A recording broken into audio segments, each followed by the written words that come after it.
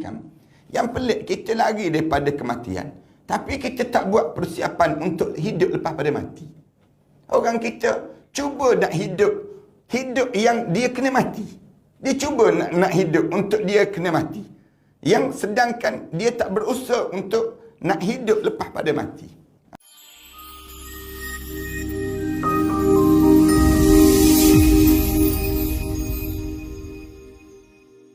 Jadi demikian. Kerana apa dia? Ini penyakit yang sedang kita deritai saat ini.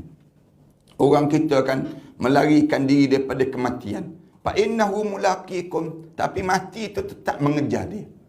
Fa innahu mulaqikum. Qul innal mautal ladzi tafirruna minhu fa innahu mulaqikum. Allah sebut wahai Muhammad, kalau ada di kalangan umat kamu yang melarikan diri daripada kematian, tapi mati itu fa innahu mulaqikum. Mati itu mengejar di kamu, mendapatkan di kamu. Yang pelik, kita lari daripada kematian, tapi kita tak buat persiapan untuk hidup lepas pada mati. Orang kita cuba nak hidup yang dia kena mati. Dia cuba nak hidup untuk dia kena mati. Yang sedangkan dia tak berusaha untuk nak hidup lepas pada mati. Itu sepatutnya kita ni, di kalangan kita, bagi tahulah di kalangan kita, baguslah kita ni buat penjarakan sosial, baguslah kita buat macam-macam gaya di kalangan kita nak suruh jangan kena COVID-19. Tapi kita kena sebut juga di kalangan orang Islam, untuk apa dia? Kamu kena berusaha untuk nak selamatkan diri kamu lepas pada mati. Barulah fair dipanggil. Kita ni kan fikir tentang nak suruh hidup, nak suruh selamat daripada kena COVID.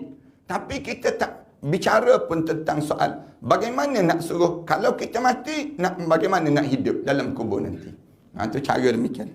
Ana sebut pada Datuk Dr. Zulkifli Al-Bakri. Ana sebut juga waktu mana pertemuan ana pergi ziarah beliau tersebut. Ana kata, Datuk kata, kalau boleh Datuk tiap-tiap hari buat macam Kementerian Kesihatan buat pengumuman tiap-tiap hari. Datuk pun buat tiap-tiap hari di bidang agama, bagi tahu bagaimana nak hidup lepas pada mati. Bagaimana nak suruh kita, orang kita ni, kalau mati boleh masuk syurga Allah SWT. Macam mana cara? Dia sebut idea tu bagus, dia sebut. Cuma di sudut nak pelaksanaan tu jadi payahlah. Disebutkan benda yang terlibat dengan masalah, dengan protokol, masalah banyak perkara dia. Tapi anak kata, kita ni kena bagi tahu. Kalau boleh bagi tahu pada masyarakat kita ni, buat sidang akhbar tiap-tiap hari lah. Sebagaimana sidang akhbar yang dilakukan oleh Kementerian Kesihatan, Kementerian Agama buat sidang akhbar. Bahagian sidang agama ni bagi tahu, sidang akhbar kita ni bagi tahu tentang bagaimana nak suruh kita bersiap untuk masuk dalam syurga Allah SWT. Itu cara dalam hidup kita. Kalau dapatlah. Tapi iyalah, masyarakat kita ni masyarakat kebendaan kan. Masyarakat kalau cerita tentang dosa pahala, tak ada nilai pada mereka sebut. Mereka kata apa ni? Kejap-kejap dosa, kejap-kejap pahala. Tak nak cerita tentang dosa pahala tu payah dalam masyarakat kita hari ni. Kita ni sebut orang yang sama je kadang-kadang yang dengar. Lepas orang baru ni jarang sangat yang nak dapat tentang agama. Jarang sangat. Yang orang yang ada kekuatan dia baru Allah buka hati dia, barulah dia dapat demikian. Tapi kalau buat benda yang dilarang oleh Allah ataupun maksiat, dia lebih laju, lebih ramai orang melakukan demikian. Macam kita buat kuliah, kemudian kita buat konsert, mana ramai yang datang? Dia mestilah datang konsert yang ramai dibandingkan dengan kita buat kuliah. Buat kuliah buat apa? Dia sebut. Dah lah dengar kuliah, lalu pula tabun derma. Dia sebut macam. Yang menyebabkan kitanya bertembung di antara dua perkara. Gambaran orang-orang yang bahagia itu yang boleh kita contohi adalah sahabat-sahabat Rasulullah sallallahu alaihi wasallam. Kalau ditanya pada kita, siapa manusia yang bahagia di atas dunia ni? Lepas pada Rasulullah, sahabat-sahabat Rasulullah. Kalau nak sebutnya bagaimana dia dapat kebahagiaan, bagaimana Allah kurniakan pada dia yang disebut dengan kekayaan yang sebenar dalam hidup. Siapa dia? Sahabat-sahabat Rasulullah. Kaya dunia, kaya akhirat. Dua-dua dia dapat kekayaan. Ya, walaupun mereka kelihatan seperti tiada harta, tiada pengaruh dalam hidup, nampak pada zahirnya susah, tetapi batin mereka tenang dan damai dalam kehidupan ini. Itu cara ia sangat mempengaruhi kehidupan mereka. Sebab tu saya cadangkan, kalau jemaah-jemaah nak cerita kepada anak-anak kita contoh-contoh manusia, contohilah setiap anak-anak kita ni seorang anak dengan seorang sahabat.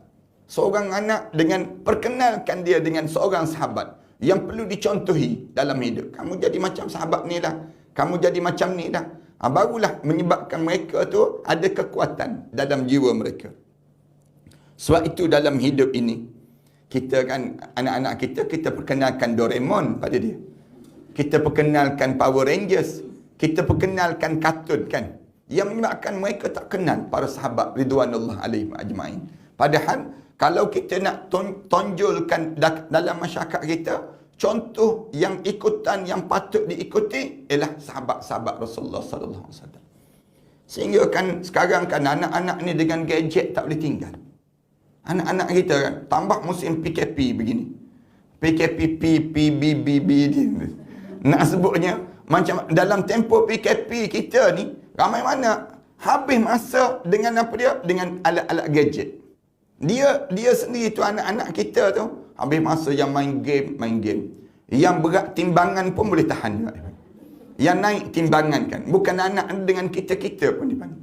Nak sebutnya bila dalam tempoh sebegini. Punca apa dia? Punca kita tak berfokus. Hidup kita ni kita tak dapat fokus untuk kita nak ikuti siapa dan contoh dalam kehidupan seorang. Suatu ada yang terkena bila masuk kena PKP bobo ni, ramai mana orang yang kena anxiety. Kena apa dia? Jadi ketakutan yang amat sangat. Sampai tak boleh berjumpa dengan orang.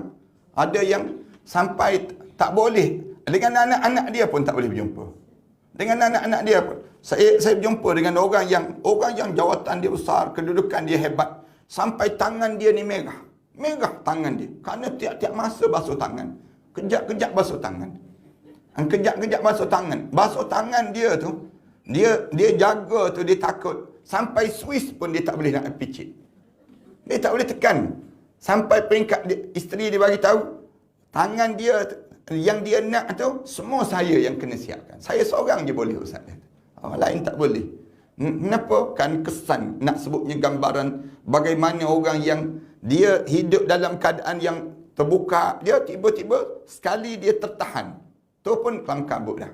Cuba bayangkan, itu atas dunia orang kita kena.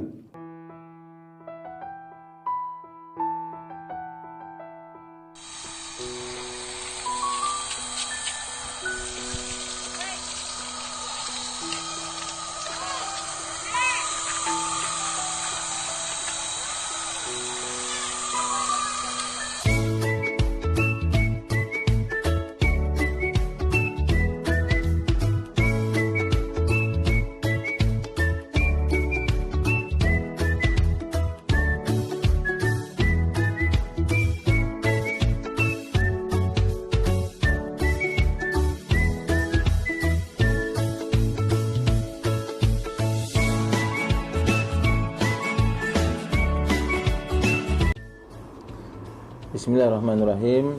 Terima kasih kepada seluruh penyumbang yang menaja minuman Tanwir Koko ini kepada madrasah kami. Mudah-mudahan tuan-tuan dan puan-puan dirahmati oleh Allah SWT.